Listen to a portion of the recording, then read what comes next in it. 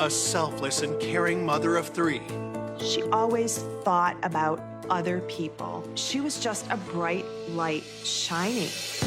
Viciously murdered in her own home. Her bedroom was incredibly blood-soaked, unlike I'd ever seen before. There was anger involved in this crime.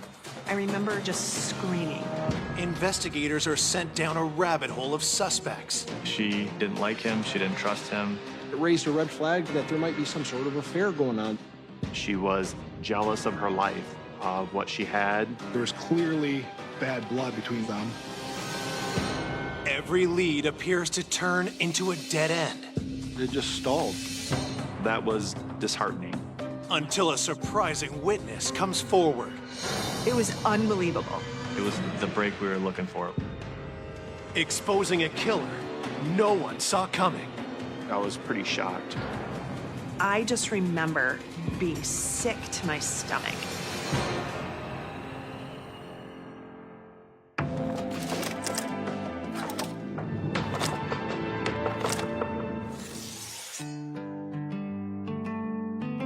Cortland Township lies in the heart of Michigan. It's fairly rural, nice, pleasant, kind of a good hometown feel.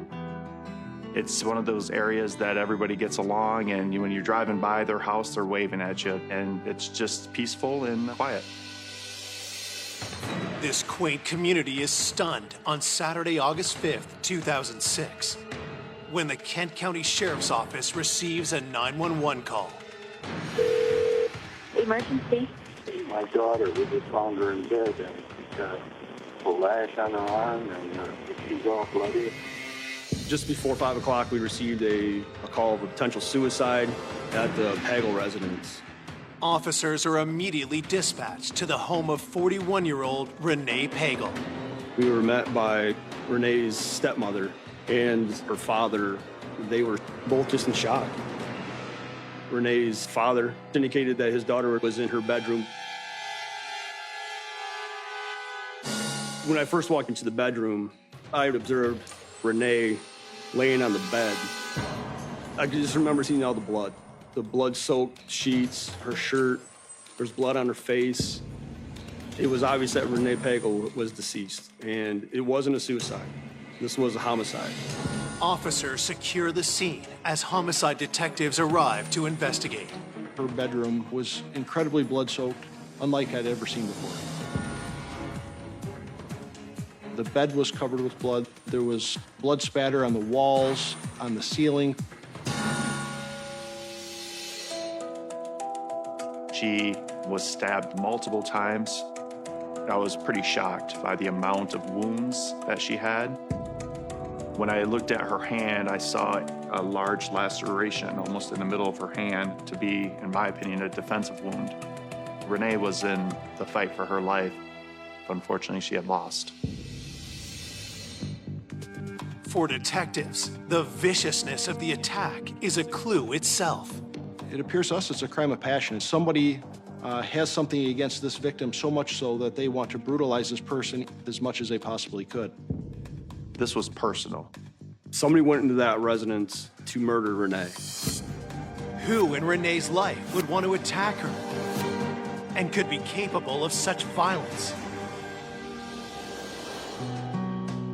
Born in 1965, Renee's spirit was always full of joy. Renee was the most generous person I have ever known. She loved life. She was always smiling. Renee Pagel devoted her life to helping others. She was a nurse practitioner. She had done medical mission trips around the world. And then she also worked at a homeless clinic here in town. She always thought about other people. Renee's greatest joy was being a mother of 3. She loved her kids so much. She was a great mom. Recently separated from Michael, her husband of 10 years, Renee shared custody of her children while always remaining a devoted mother. The last couple years, because she wanted to be home with her kids and wanted to have some more normal hours, she chose to teach at a technical center. Even as a teacher, Renee found new ways to help people. One of her students had come into class one day and was really down, and Renee said, "What's the matter?" And she said, "Well, my dad is dying. He needs a kidney." And so Renee agreed to give her kidney to this man who she had never met. She was just so selfless, and it manifested itself in so many ways. Renee had undergone the kidney transplant surgery just 5 days before her stunning death. So she was already in a weakened state when she was attacked. Could the killer have timed the attack, knowing that Renee would be recuperating? Detectives look closer at her injuries, hoping they'll reveal telling details about the murder weapon. It seemed to be a very strong and well-made knife, and large. Just the amount of damage it did to the victim's body, it was at least an inch and a half blade that was wide. There's no sign of the knife, but forensic technicians searched the bedroom for other evidence. There was large amounts of blood that our scientific support unit had to collect, and they collected trace evidence like hairs and fibers for testing. Detectives continue to search the rest of the home. What struck me about this case that was kind of odd, there was no other areas in the house that were disturbed, that were bloody or anything tracked through the home. It seemed to be very honed in on just her bedroom. It really kind of puzzled us as investigators. It was the most bizarre scene I've ever been on. This person, in my opinion, had to know that they had to cover their tracks, and I think it was planned, and they thought this out ahead of time. As forensics continue their work, detectives speak with Renee's parents. Her father, obviously, he was extremely upset. What he had just found out, his daughter brutally murdered. Detectives ask her father to help them put together a picture of Renee's last known movements. He last saw her the night before around 4 or 5 in the evening when he was picking up the children and bringing them to their father's house, who lived approximately 15 to 20 minutes away from Renee. With Renee's children safe with their father at the time of the murder, she was home alone. He told us he spoke with her on the phone around 8 or 9 in the evening, just checked in on her because obviously he had a lot of concern of her health.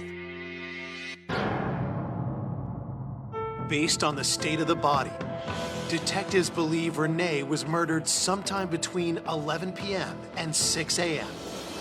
They ask her parents who Renee might have seen last. Her father talked to me about a tenant, Mike Decker, who was an acquaintance of Renee that has been living on the property for approximately a year and a half, 2 years. Also, he did speak about a contentious divorce with her husband, Michael, that she was going through. Mike wanted full custody. Mike wanted the home. Mike wanted to not work and have Renee work and be the provider. So that obviously piqued my interest. Could either of these men have possibly wanted Renee dead? Detectives know they have to hit the ground running right away. We have to find out who all these people are and go and start to question them to try to find out where they were on the night of the murder.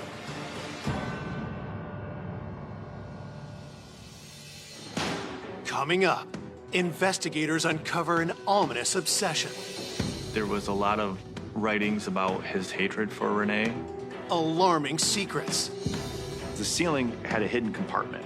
Renee told me how betrayed she felt. She was extremely upset. She was very hurt by this. And the truth blindsides everyone.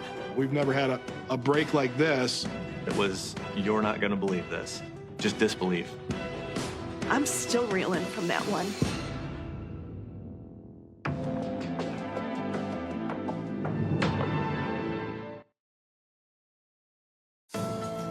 Detectives in a small Michigan town are investigating the vicious murder of 41-year-old mother of 3, Renee Pagel.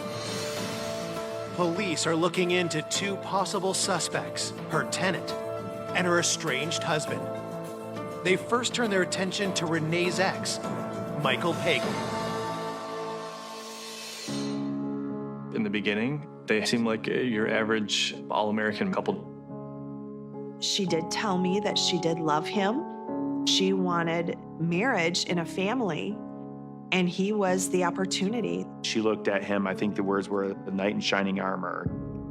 And speaking to friends of the family, they described Michael as a fantastic dad, that he was always about his children. Nobody said anything bad about him. Married life seemed like a dream come true until cracks started to appear. When I interviewed numerous people, I was told that Mike didn't want a full-time job.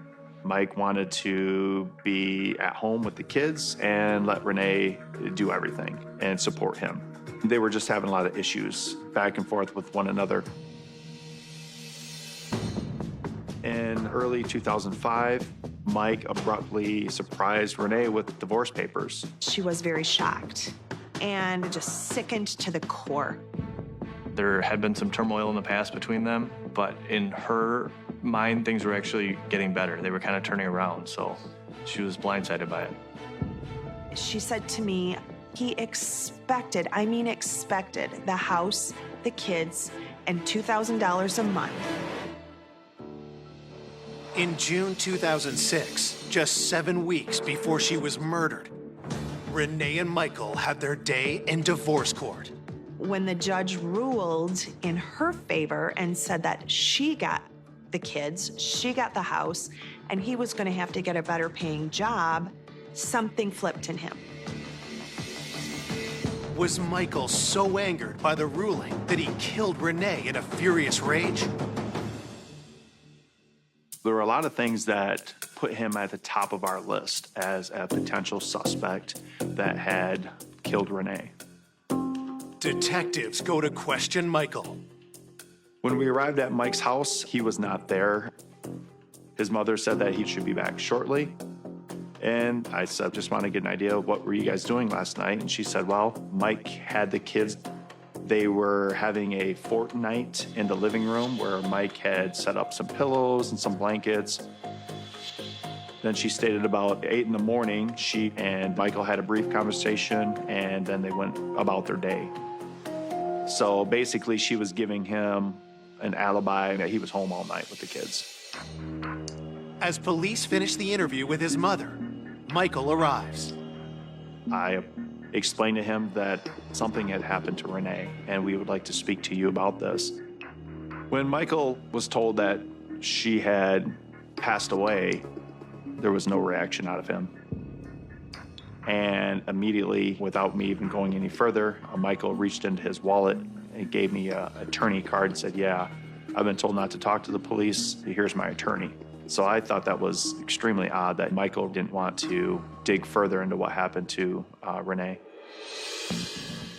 After consulting with his divorce attorney, he told investigators he wouldn't answer any questions. Michael's reticence to cooperate is a red flag. And on August 6th, the day after Renee's murder, police arrive at his home with a search warrant. We're looking for any type of knife that may have been used during the murder. We took a lot of knives from the house, but we found no knives that matched the length and the size and the different characteristics of the knife that was used.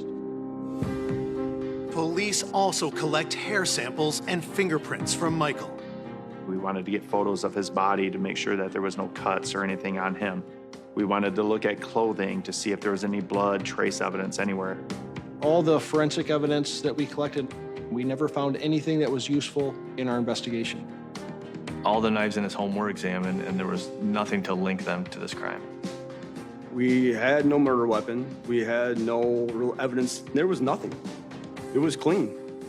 So when we left that search warrant, I would say we really came out empty-handed. We didn't have anything to tie this murder to Mike Pagel. Despite his potential motive, Michael Pagel drops off detectives' list of suspects, while news of Renee's violent death quickly spreads across town. Her friend called me and said, Chris, Renee's dead. It was surreal. I remember curling up in a fetal position and just screaming. I screamed. I was angry. As her friends and loved ones struggle with her death, Renee's autopsy report comes in. Cause of death was blunt force trauma, homicide. It was a large, heavy-duty knife that was used on her. The autopsy revealed upwards of 50 stab wounds. There were numerous lacerations to the hands and the feet, suggesting defensive wounds. She was stabbed over 50 times. I'm still reeling from that one. It was so brutal. Detectives continue their investigation and now focus their attention on Renee's tenant, Mike Decker. She had this barn that had an upstairs apartment, and he was a renter. The barn was about 75 yards away from the main home. He could have been involved, he could have been a witness, he could have overheard something. One of her friends believed that the week of her surgery, Renee was going to have pizza with Mike Decker, and that she felt that there was some type of maybe a relationship going on. So that sparked our interest. I mean, if he's having a relationship with Renee, did something happen to cause him to get upset and potentially do this horrific crime? We had to find him immediately.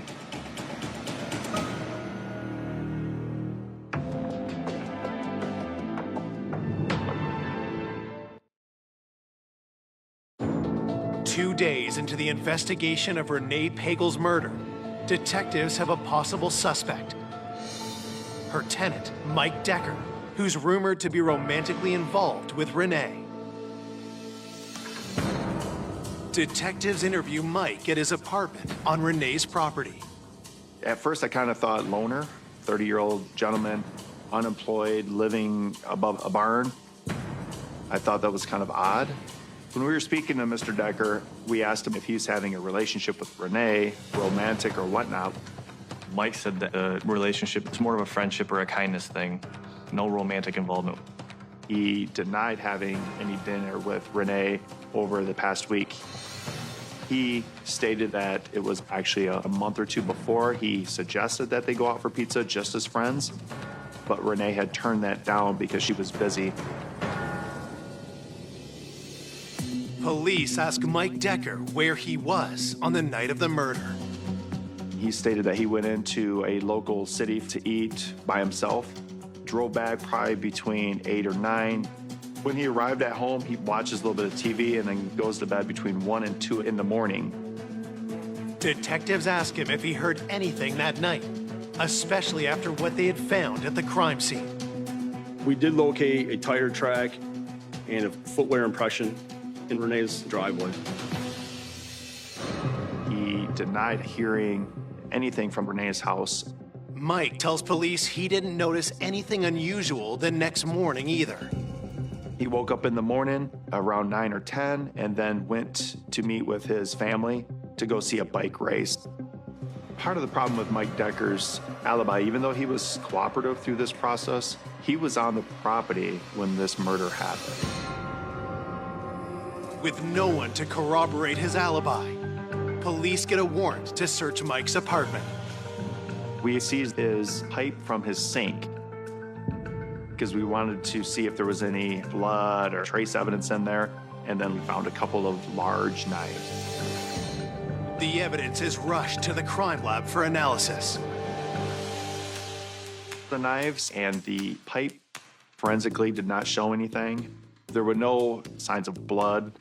We found no knives that matched the type of knife that was used. But still, Mike cannot be ruled out. A week after the homicide, detectives interview him again, this time at the sheriff's office. He showed no issues of concern of us looking at him as a potential suspect from gathering any type of physical evidence from him. We even offered him a polygraph, and Mr. Decker submitted to that also and passed without any deceit. With nothing tying Mike Decker to the crime, investigators let him go. Searching for any further clues about Renee, detectives reach out to her parents once again, and in turn, get a lead on a new suspect, Renee's own sister, Michelle. Renee's father stated that the relationship between Renee and Michelle was strained. He mentioned that Michelle was jealous of Renee's life, of what she had. She wanted a successful career, a family, a home, all of those things. Renee and Michelle's problems went beyond sibling rivalry. During the divorce, Renee's attorney was able to subpoena the phone records of Michael Pagel, so he turned those over to Renee. When she examined phone records, she learned that Mike and Michelle were talking frequently. So she was extremely upset. She was very hurt by this. There was such significant communication between Mike Pagel and the sister Michelle that it raised a red flag to us right away that there might be some sort of affair going on. Renee told me how betrayed she felt by her sister. She really struggled with that.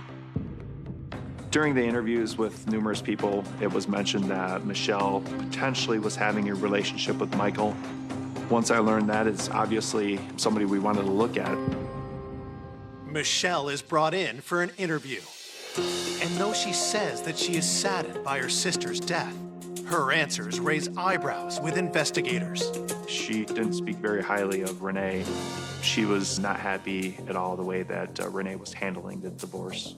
Michelle clearly took Mike's side in it and kind of put her sister in the bad light. She felt that Mike was a good father, and it was her sister that was really trying to take advantage of him. We did ask her if she was in a relationship or had a relationship with Michael, and she completely denied it. Detectives ask Michelle where she was the night of the murder. She said she was working into the evening, and that evening she was home with her roommate. Basically, she was stating that she was home the evening of the murder. Michelle did take a polygraph, and she was found to be truthful and did not appear to have any involvement in the homicide. With Michelle all but ruled out, investigators discover that she isn't the only family member Renee had issues with. When I spoke with Renee's parents, it was mentioned that Michael, her soon-to-be ex-husband, had a brother. The brother was Charles Pagel. They called him Bo. And they said that he was very strange, very odd. He and Renee did not get along. Renee didn't like him. She didn't trust him. When detectives dig deeper, they uncover something troubling. We learned from a close friend of Renee that he had been married numerous times, and she believed that maybe Bo had murdered his last wife. Was Bo a killer? And had he now killed again? That obviously raised some red flags for us as investigators, and that's somebody we wanted to speak with very quickly.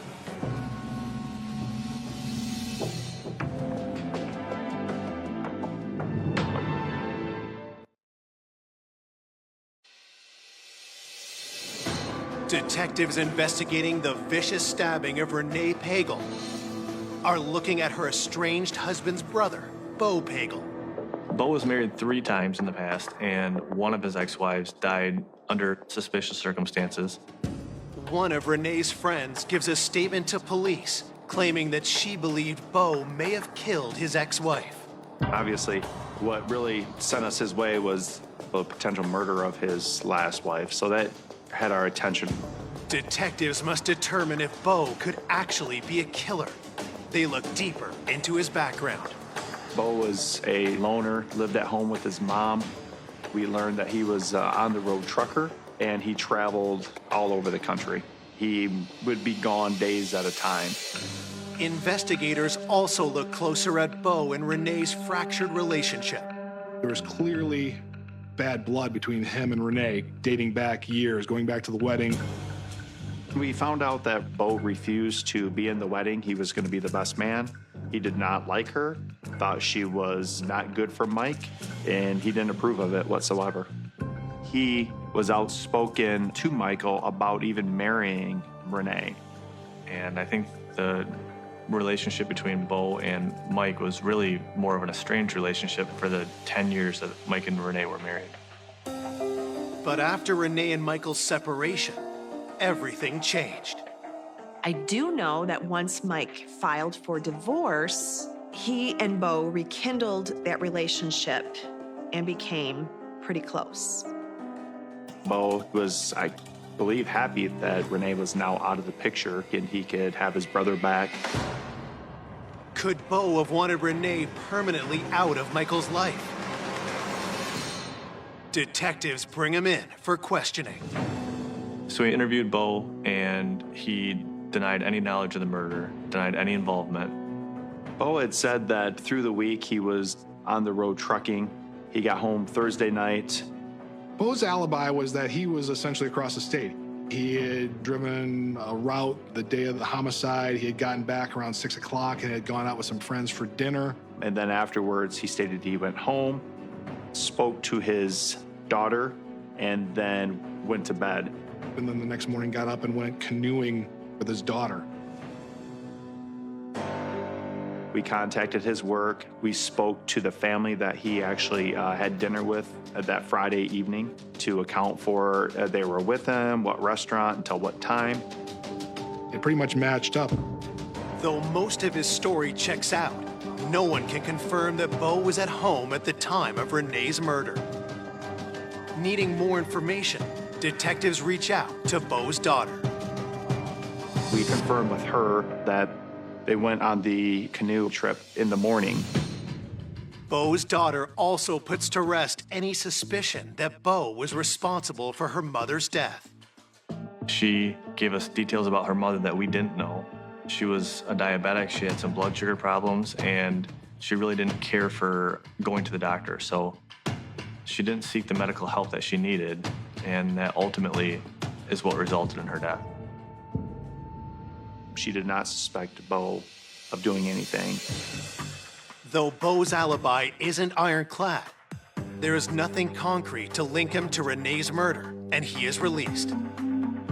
It's been 6 weeks since the homicide, and the investigation has ground to a halt.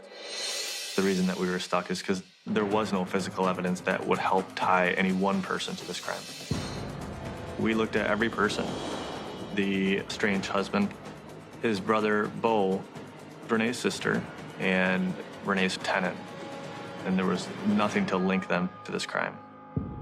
Police continue investigating for many months, but with no fresh leads, the case goes cold. It just stalled. There was a point where I felt that we would never have a conclusion in this case. It was just sad that we couldn't bring closure to Renee and to her family. As the months went by, I was just like, what is going on? Once the months turns into years, that was disheartening. For 13 years, there are no new developments in the case. But through it all, Renee's best friend never gives up hope. We created a website in the year 2007, and it was a really therapeutic way for people to come and grieve and share stories. And that website was very effective in getting the word out about Renee's murder, doing whatever it took to find justice for Renee. In a stunning turn of events, on November 18th, 2019, Chris Crandall receives a surprising message on social media.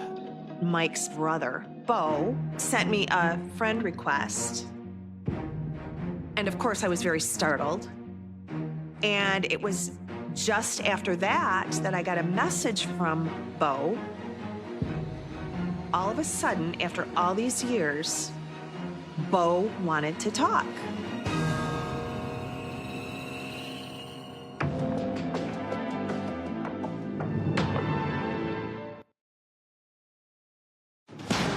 "13 years after Renee Pagel is viciously stabbed to death, her best friend receives a message from Renee's brother-in-law, Bo Pagel, wanting to talk.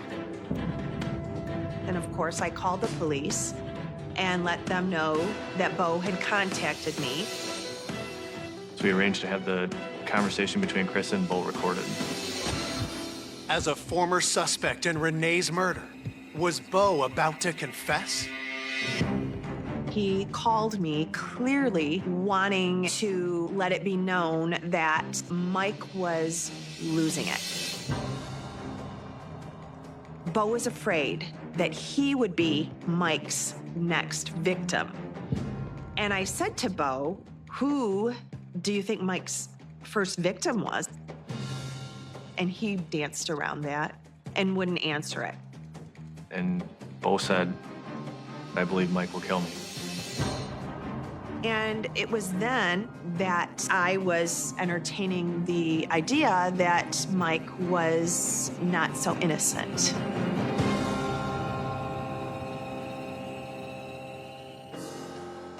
I listened to that conversation and was very concerned. Bo believes Mike's capable of killing somebody. We felt this was a big break. We now knew that Bo may have information about whether or not Mike did commit the murder. On February 3rd, 2020, 2 months after his conversation with Chris Crandall, police formally interview Bo. I just asked him to tell us what he knew about anybody being involved in Renee's murder, and he quickly told us that Mike Pagel was responsible for Renee's murder. It's a stunning revelation. It was the break we were looking for. It was the big piece of information that we needed. Knowing this is their chance to finally solve Renee's murder, police get an official statement from Bo. Bo laid out the story for us. Back in 2011, Bo and Mike decided to go out. Mike grabbed a six-pack of beer, and they just drove around and talked as brothers.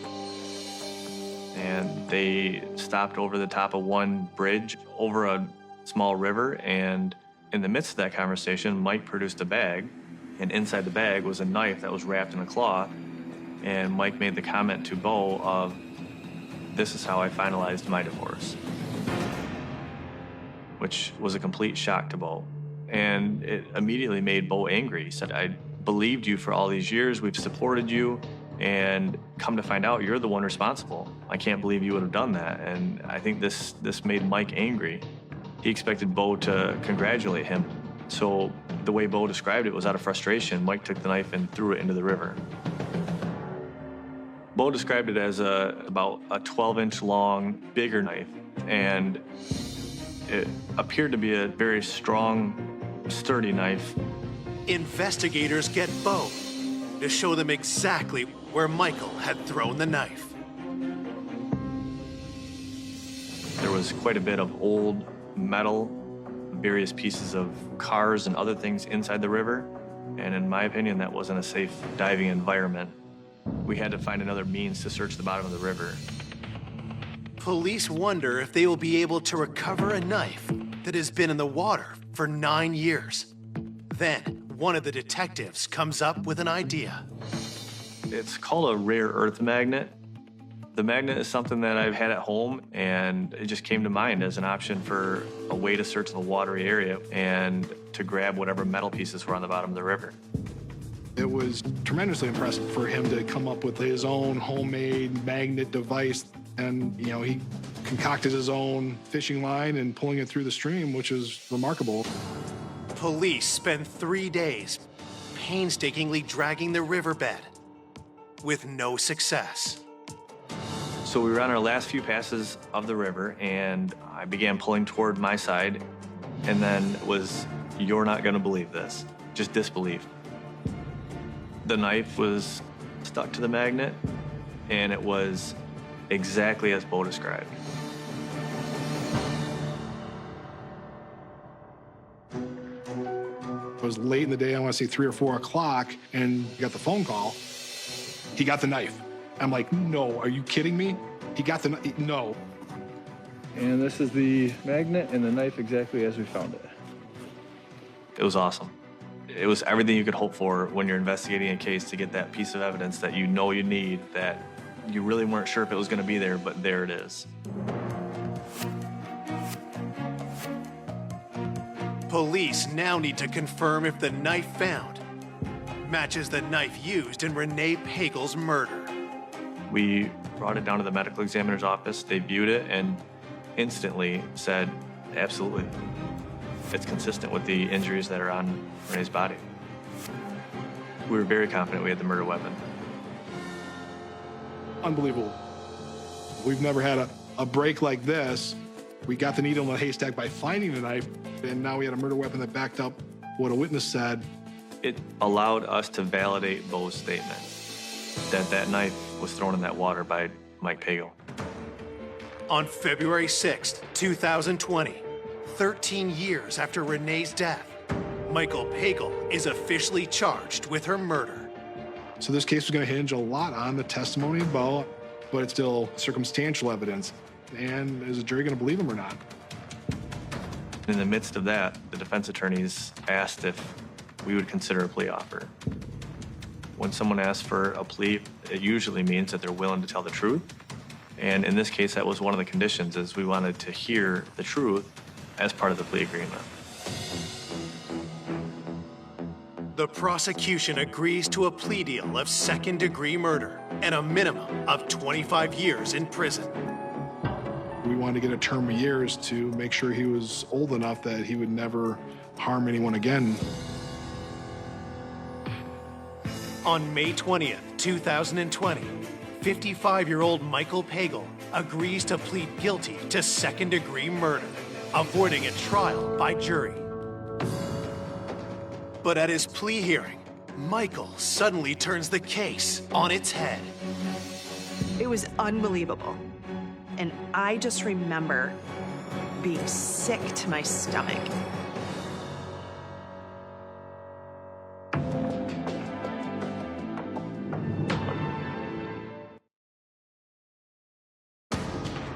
After 13 years of investigating the heinous murder of Renee Pagel, her estranged husband is finally being charged for the brutal crime.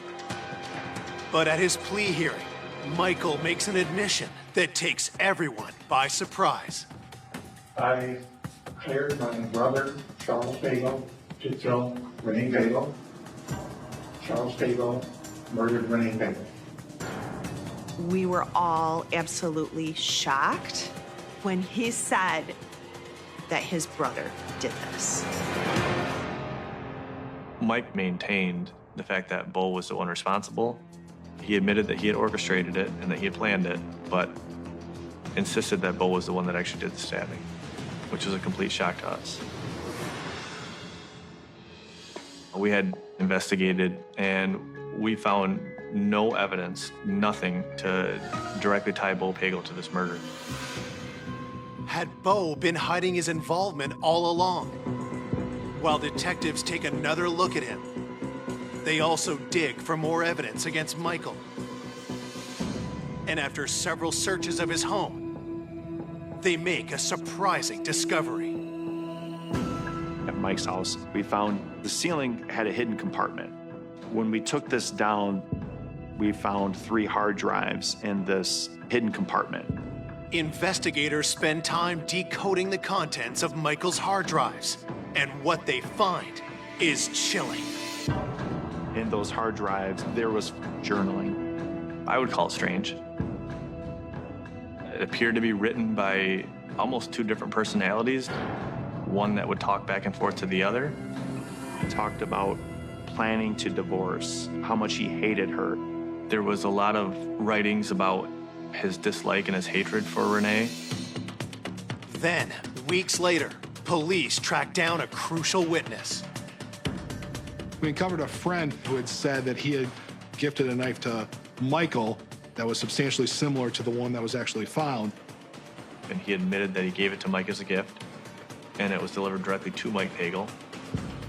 So that helped us put the knife in Mike's hands. So now you have a knife that was found in the river that now a friend is saying had given to Michael and not to Bo. While the evidence is circumstantial, police believe it strengthens their case even further against Michael. There was nothing that could back up Michael's story in terms of physical evidence, any other witnesses, anything else other than his word about it. Whereas Bo at least had stuff to back it up. His alibi backed up, and the physical evidence that he provided backed it up. So there's just absolutely nothing that shows that Bo did this. This was Michael Pagel. This was all him that committed this murder that night. Investigators conclude what likely happened on the night of Renee's murder. When the children were sleeping, he snuck out of his house and he went over to Renee's. It's pretty well known that she donated a kidney. Obviously, she wasn't strong at this point. She was asleep in bed, and he walked in with that knife and brutally stabbed her.